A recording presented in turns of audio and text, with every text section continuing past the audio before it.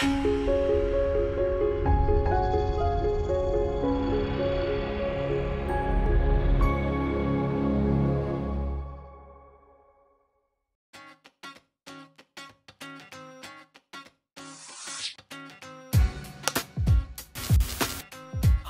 welcome to this Gateway Flipped Classroom video.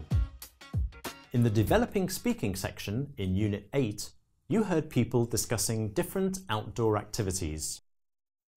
Often, when we describe and discuss 2 or 3 different things, we need to make comparisons between them.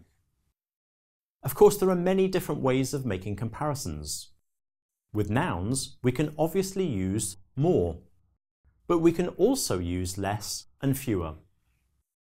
The difference between the two is that we use less with uncountable nouns and fewer with countable nouns.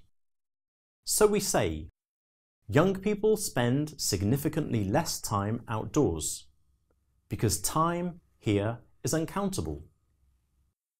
But we say, far fewer young people walk nowadays, because people are countable.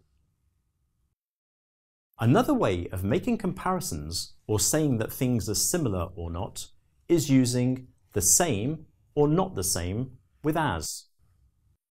So we can say, it's not the same doing sport indoors as being outside. We can use as to say that 2 things are the same. And we can use not as or not so as to say that the second thing is more interesting, expensive, active, etc. than the first thing. So we can say, young people aren't nearly as active as they used to be. Or, young people aren't nearly so active as they used to be. Notice that we can use so with not, but we can't use it with the affirmative. So we can't say, young people are so active as they used to be. We can use double comparatives to talk about continuing changes. So we could say, more and more young people are starting to do outdoor activities again.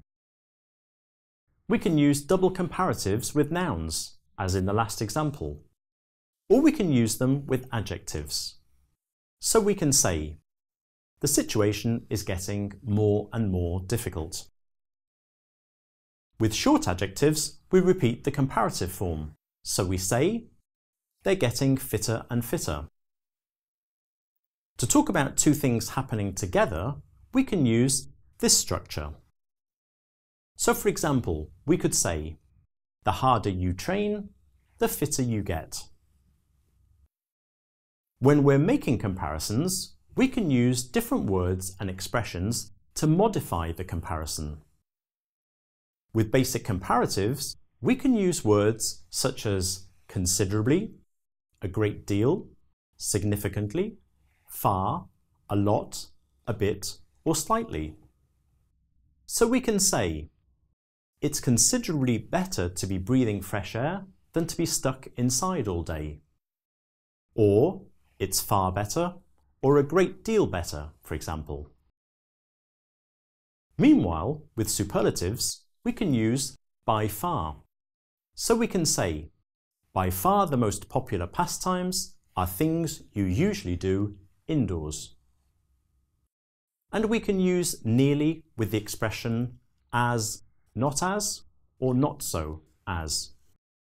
So we said before, young people aren't nearly so active as they used to be. Talking about outdoor activities, I spend most of my time indoors, usually in a classroom or sitting in front of a computer, writing. But I agree that it's considerably better to be breathing fresh air than to be stuck inside all day. That's why I make sure I get outdoors and do as much sport as I can. I enjoy hiking, but my favourite outdoor activity is running. Running can significantly improve your health. And as far as I'm concerned, it's by far the best way to beat stress. So if you don't already run, go on, get your trainers on and give it a try. It might even help you to concentrate on your English homework. Thanks for watching. See you soon.